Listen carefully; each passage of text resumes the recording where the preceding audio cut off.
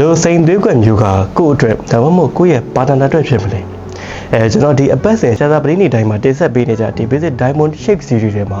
ကျွန်တော်ဒီစိန်ဆေးကွက်တွေထဲမှာဘလို့သွေးကွက်တွေကတော့အသုံးများလေးရှိတယ်ဘလို့သွေးကွက်တွေကတော့ရောင်းဝယ်လေးရှိတယ်အဲ့သွေးကွက်တွေအကြောင်းနဲ့အဲ့သွေးကွက်တွေကိုကျွန်တော်ဘလို့မျိုးသွေးထားတယ်လဲဘလို့အဓိပ္ပာယ်ရှိတယ်လဲဆိုတဲ့အကြောင်းကျွန်တော်ပြောပြခဲ့ပြီးဖြစ်ပါတယ်ဆိုတော့အဲ့ထဲမှာဆိုကျွန်တော်တို့round shape တွေပါမယ်နော် square shape တွေပါမယ် elongated shape တွေပါမယ် oval စသဖြင့်ပေါ့ဗျအများကြီးပေါ့ဗျဆိုတော့အဲ့ထဲမှာကိုလိုချင်တဲ့ပုံစံကိုလိုချင်တဲ့ခံစားမှုမျိုးနဲ့ဘလို့စိန်သွေးကံမျိုးကတော့ကိုက်ညီမှုရှိတယ်လေလိုက်ဖက်မှုရှိတယ်လေအဲ့လိုလိုက်ဖက်မှုရှိအောင်ဘယ်လိုမျိုးရွေးချယ်ရမလဲဆိုတဲ့အကြောင်းကျွန်တော်ဒီ video မှာပြပြပေးသွားမှာဖြစ်ပါတယ်โอเคဒါဆိုကျွန်တော်တို့တွားကြည့်လိုက်အောင်ဆိုတော့ကျွန်တော်ပထမဆုံးအနေနဲ့ round shape ဆိုတော့ဒီနေရာမှာလူတော်တော်များများကစိန်လို့ပြောလိုက်တာနဲ့ဒီအဝိုင်းစိန် round billet ကကိုပဲဝယ်ကြတယ်ပေါ့နော်ဆိုတော့ကျွန်တော်တို့ပြန်ပြီးတွေးရအရှိတာကတကယ်ကြိုက်လို့ဝယ်ရလားပေါ့နော်ဆိုတော့ round billet ကကျွန်တော်တို့တေးကြတဲ့တခြားသောစိန်သွေးကွက်တွေနဲ့ရှင်းမယ်ဆိုလို့ရှိရင်fire ကောင်းတာတွေမီးစော်တာတွေနောက် brilliant တောက်ပဖို့ကောင်းတာတွေရှင်းလို့မရဘူးပေါ့ဗျာဆိုတော့အဲ့လိုမျိုးတွေကိုကြိုက်တယ်ဆိုတဲ့လူတွေကတော့ဒီ round billet ကတော့တကယ်ကိုမရိုးသွားတဲ့ design တစ်ခုဖြစ်ပါတယ်ဆိုတော့နောက်ပြီးတော့ကျွန်တော်ဆက်သွားမယ်ဆိုလို့ရှိရင် square shape လာမယ် square shape ထဲမှာဆိုကျွန်တော်တို့အဓိကအဖြစ်princess cut ရှိမယ်နောက်ပြီးတော့ cushion cut တွေပါမယ်ပေါ့ဗျာဆိုတော့ဒီ square shape တွေကဘယ်လိုပုံစံမျိုးရှိမလဲဆိုတော့လေးဘက်လေးနဲ့လေးဘက်လေးနဲ့ပြက်ပြက်တသားနဲ့ square ချတဲ့ပုံစံမျိုးပေါ့ဗျာဆိုတော့ဘယ်လိုအဓိပ္ပာယ်မျိုးရှိတယ်လဲဆိုရင်ကျွန်တော်တို့ပညာသင်ပေးတဲ့ဆရာကဘယ်လိုပြောသလဲဆိုရင်ဒီ square shape တွေရဲ့အဓိပ္ပာယ်ကတဲ့ fair and square ဖြစ်တယ်လေးပဲလေးလဲမြတ်မြတ်တတနဲ့ပြက်ပြက်တသားဖြစ်တယ်ပေါ့ဗျာဆိုတော့အဲ့လိုအဓိပ္ပာယ်မျိုးကိုသဘောကျတဲ့သူတို့ကတော့ဒီ square shape ကရွေးချယ်စရာတစ်ခုဖြစ်ပါတယ်Okay နောက်ဆက်ပြီးတော့ကျွန်တော်တို့ဆက်သွားမယ်ဆိုလို့ရှိရင် elongated shape တွေထဲမှာဆိုရင်ကျွန်တော်တို့oval ပါမယ်နောက် marquise ပါမယ်နောက် pear shape တွေပါမယ်ပေါ့ဗျာဆိုတော့ elongated shape တွေကတော့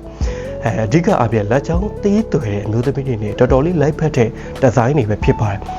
ကိုက fashion ကြတာသဘောကျတယ် modernize ဖြစ်တဲ့ look ကိုသဘောကျရဆိုလို့ရှိရင်တော့ဒီ elongated shape တွေကရှည်လမျိုး shape တွေကတော်တော်လေးကိုfashionable ဖြစ်တဲ့သွေးကွက်တစ်ခုဖြစ်ပါတယ် Okay နောက်ပြီးတော့ကျွန်တော်တို့ဆက်သွားမယ်ဆိုလို့ရှိရင် step cut တွေစီကိုရောက်တယ်ဗျာ step cut ဆိုတာဗျာကျွန်တော်မျိုးလုံးနဲ့မြင်တာအောင်ပြောမယ်ဆိုလို့ရှိရင်စိတ်ရိုင်းတုံးကိုနဲ့တဲ့ပြကြဲနဲ့ပြက်ပြက်တတတိတိပပဖြစ်အောင်တွေးလိုက်ပြီးတော့ကျဲတဲ့အခါမှာအဲ့သွေးခွက်ရဲ့အဲ့စေသွေးခွက်ရဲ့မျက်နှာပြင်ကကျဲတယ်ဆိုတော့ကြည့်တဲ့အခါမှာရှင်းရှင်းလင်းလင်းဖြစ်တဲ့ look ကိုပေါက်တယ်ပေါ့နော်ဆိုတော့ပြောလို့မျိုးလုံးနဲ့မြင်တာအောင်ဆိုလို့ရှိရင်step cut တွေထဲမှာနာမည်ကြီးရဆို emerald cut ရှိမယ်နောက် archer cut ရှိမယ်ပေါ့ဗျာ archer cut ကလူသိမသုံးဘူး emerald cut ကအဓိကနေလူကြိုက်များတယ်ပေါ့ဗျာဆိုတော့ဒီလို emerald cut တွေလို့ step cut တွေကိုကြည့်လိုက်မယ်ဆိုလို့ရှိရင်ကျွန်တော်ဒီ round billet cut တွေရှိမယ်ဆိုလို့ရှိရင်တော့brilliant ဖြစ်တာတော့မကောင်းဘူးအားနေတယ် fire လည်းမကောင်းဘူးဒါပေမဲ့သူကတော့ရှင်းရှင်းလင်းလင်းနဲ့ကြော့လေးလှတဲ့ပုံစံမျိုးပေါ့ဗျာဆိုတော့အဲ့ဒီအဓိပ္ပာယ်မျိုးသဘောကျတဲ့သူတက်ကတော့ဒီ step cut တွေကတော်တော်လေးရွေးချယ်လို့ကောင်းတဲ့သွေးကမျိုးစားဖြစ်ပါတယ် Okay နောက် head shape တွေကတော့ကျွန်တော်ဘာမှထွေထွေပြောစရာမလိုပါဘူးသူရဲ့အဓိပ္ပာယ်ကတော့ကျွန်တော်တို့ဘာမှပြောနေစရာမလိုပါဘူး Okay ဆိုတော့ကျွန်တော်တို့ဝယ်ယူတဲ့အခါမှာကျွန်တော်တို့ကယတနာကိုဝယ်ယူတာဖြစ်ပါတယ်ဆိုတော့ကျွန်တော်တက်မိုးကြီးရလေနော်ဆိုတော့အခုဆိုလို့ရှိရင်ကျွန်တော်တို့ဒီလက်တော်ပေါက်ဆေးရဆိုရင် 0.3 size လောက်ဝယ်မယ်ဆိုရင်တော့မှ320ကျော်အဲ့လောက်ပေါက်နေတာဆိုတော့ကျွန်တော်တို့ကဝယ်ယူတဲ့ခါမှာလူကြိုက်များလို့ trend ဖြစ်လို့ဆိုတာထက်ကိုကဘယ်လိုပုံစံမျိုးကိုလိုချင်တာလဲ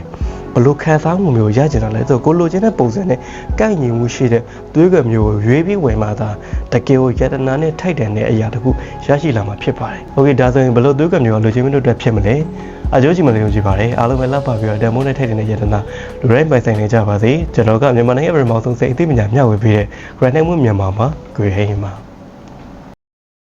For those who want more